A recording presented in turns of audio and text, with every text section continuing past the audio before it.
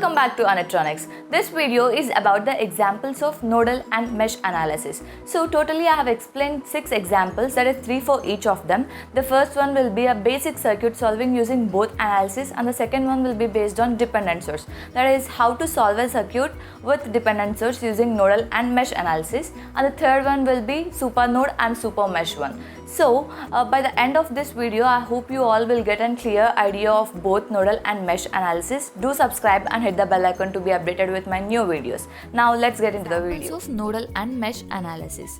So first let us see an example of nodal analysis. Here they have asked us to find the current through 100 ohms resistor in this given network. So what is nodal analysis first? It is the analysis of network by finding node voltages by keeping one node as a reference node with the help of KCL equations. So if there are n number of nodes, then possible nodal equations will be n minus 1. The first and foremost thing what you have to do is redraw the circuit by pointing out the nodes. Here there are two nodes in the network, so possible node equations will be n minus 1. That is only one equation. Here node 0 is the reference node. Let V1 be the node voltage at node 1 with respect to node 0. Now apply KCL at node 1. What is this KCL? The KCL states that the sum of the incoming currents is equal to the sum of the outgoing currents. So if there are no incoming currents mentioned, we consider all of them as the outgoing currents. So V1 minus 50 divided by 20 plus V1 minus 0. As there is no voltage source here, we consider it as 0. As 0 has no value, we can write it directly as V1 by 100 plus V1 by 120 plus V1 minus 20 divided by 30. We have only one unknown value in this equation which can be solved easily, and we got the V1 value as 31.18 volts. Now they asked us to find the current flowing through 100 ohms resistor. So the voltage is V1 and the resistance is 100 and the current value is I. Now we can write it as I is equals to V1 divided by 100. So V1 value, as we got 31.18 volts divided by 100, the current is 0.31 amperes. This is how you need to solve a circuit using nodal analysis. Now let us see a circuit with dependent source. So what they have asked here is determine the power supply by the dependent source. What is this dependent source? It is a voltage or current source whose values depends on a voltage or current elsewhere in the network. Here, this is the dependent source. Now redraw the circuit. We chose the bottom node as reference since it has large number of branch connections, and proceed to label the nodal voltages as V1 and V2. The quantity labeled Vx here is actually equals to V2, as this is a node voltage we determine. Now at node 1 we can write it as we have one incoming current, so 15 is equals to V1 minus V2 divided by 1 plus V1 divided by 2. At node 2 we have one incoming current, so 3I1 is equals to V2 minus divided by 1 plus V2 divided by 3. Now we have unfortunately two equations but three unknowns. This is the direct result of the presence of the dependent current source, since it is not controlled by a nodal voltage. Thus we need an additional equation that relates I1 to one or more nodal equations. Here they given I1 as the current across this 2 ohms resistor. So we can write I1 as I1 is equals to V1 divided by 2. Upon substituting in equation 2, we get the equation 4, and now rewrite the equation 1. So we got equation 4 and 5 with two unknowns. So we can solve it. Then we got the values of V1 and V2. Now we can find the value of I1 easily, as we have already the value of V1. So 0.1 V1, that is minus 20 amperes. Now what they have asked us is to find the power supplied by the dependent source. So power supplied is equals to 3I1 into V2, as this is the voltage here. V2 value we already have that, and I1 also we have. So minus 60 into minus 75, that is 4.5 kilowatts. This is how you need to solve a circuit with dependent source. Now let us see a super node analysis example. So what they have asked here is to find the nodal voltages V1 and V2. What is a supernode? The two non-reference nodes form supernode if the voltage source is connected between two non-reference nodes. So the first thing is we need to redraw the circuit.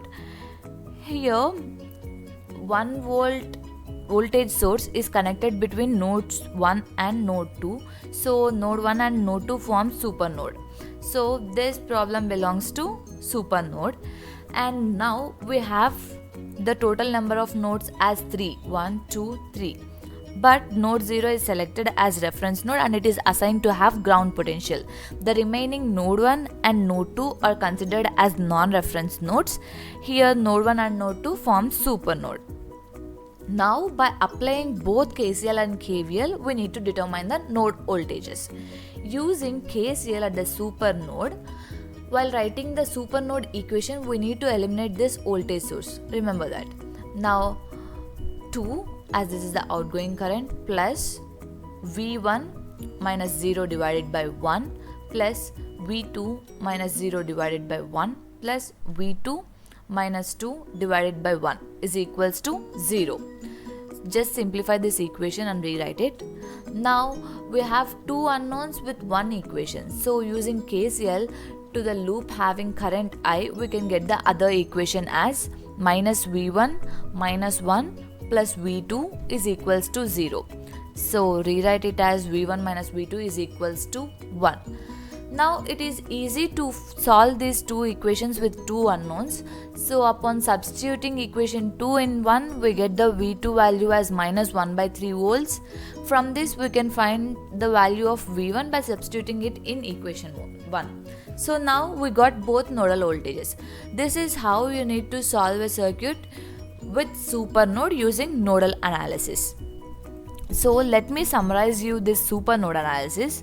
The first thing what you have to do is redraw the circuit, then count the number of nodes in the circuit. Now design a reference node. This may be the node with the greatest number of branches so that we may minimize the number of equations. Next, what we need to do is label the nodal voltages, that is which are n minus 1, that where n is the number of nodes.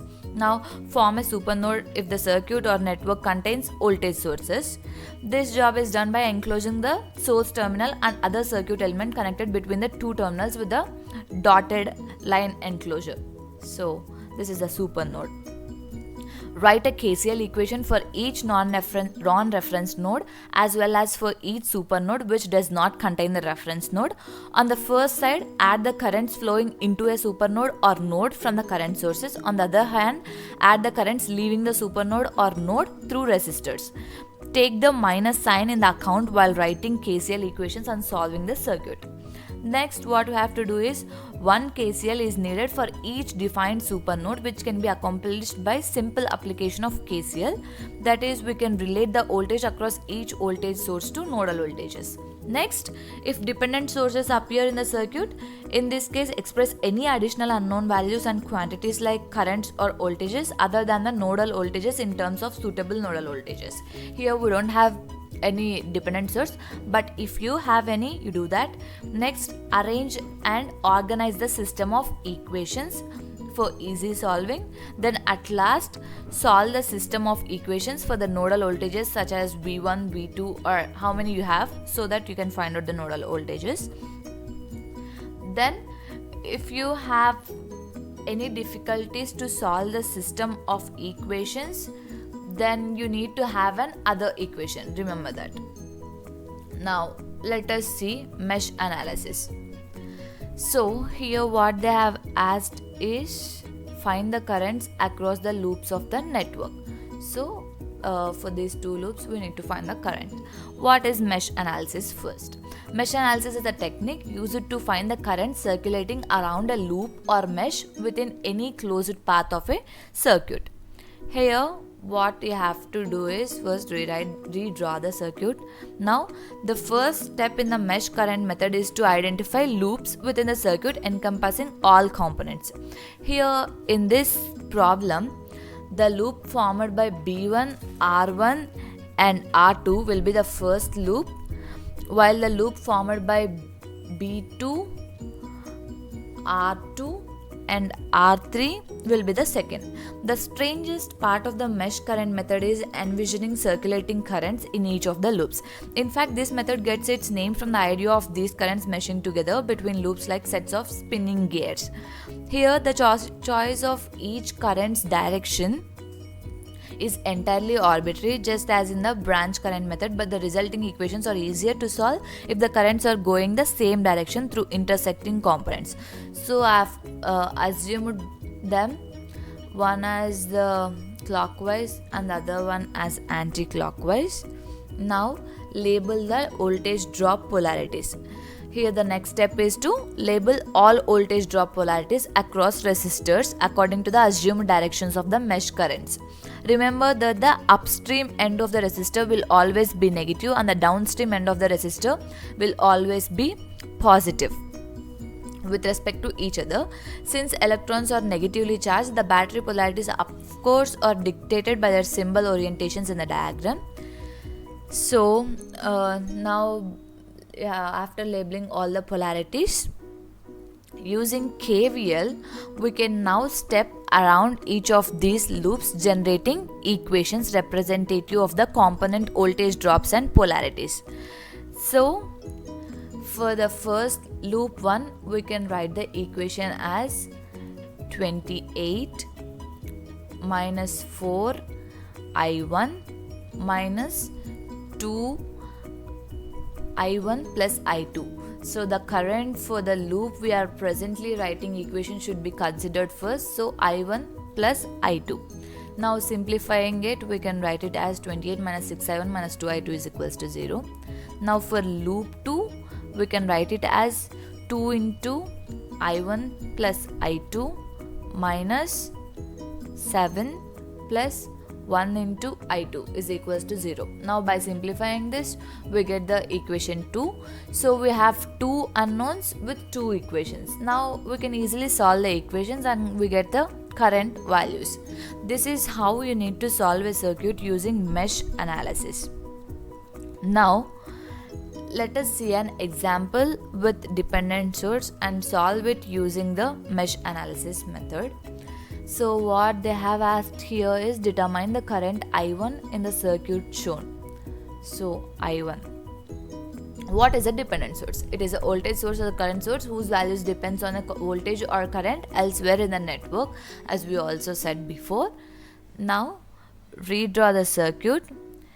So here I have taken the both current directions as the clockwise itself. Using KVL for loop 1, we get it as the current is entering from the negative side, we get minus 5. Next again negative side, so minus 2Vx plus 4 into the current for the current loop should be considered first. So I2 minus I1 plus 4I2 is equals to 0. Now for loop 2, we can write it as 4 into I1 minus I2 plus 2I1 plus 3. As the current is entering from the positive side, we get plus 3 is equals to 0. So here, since the dependent source is controlled by the unknown voltage Vx, we are faced with two equations in three unknowns. The way out of our dilemma is to construct an equation for Vx in terms of mesh currents, such as what they have given Vx as the voltage across this 4 ohms resistor. So Vx is equals to 4 into I2 minus I1. So as we got I2 minus I1, as the current directions near this 4 ohms is in opposite. So V2 is downwards and V1 is upwards. So we get I2 is downwards and I1 is upwards. So we get I2 minus I1. Now by substituting the value of equation 3, that is the value of Vx in equation 1, we get 4 I1 is equals to 5, so we got I1 is equals to 1.25. So in this particular instance there is no need of finding the value of I2, as they have asked only to find the I1. So what they have asked, determine the current I1 in the circuit shown. So we have found out I1. This is how you need to solve a circuit using mesh analysis with dependent source. Now let us see a super mesh example. What is a super mesh? A super mesh occurs when a current source is contained between two essential meshes. So here we have a current source between these two meshes. What they have asked is find the loop current I1 and I2 in the below circuit. So redraw the circuit by labeling the currents and nodes. Now the total number of nodes is 4. 1, 2, 3, 4. This will be the reference node, and the total number of branches are 5, that is 1, 2, 3, 4, 5. So the possible equations formula for mesh analysis is b minus n for n plus 1. So we get two equations. Using nodal analysis or super mesh, we get I2 minus I1 is equals to 2 amperes, because they both are in opposite directions here.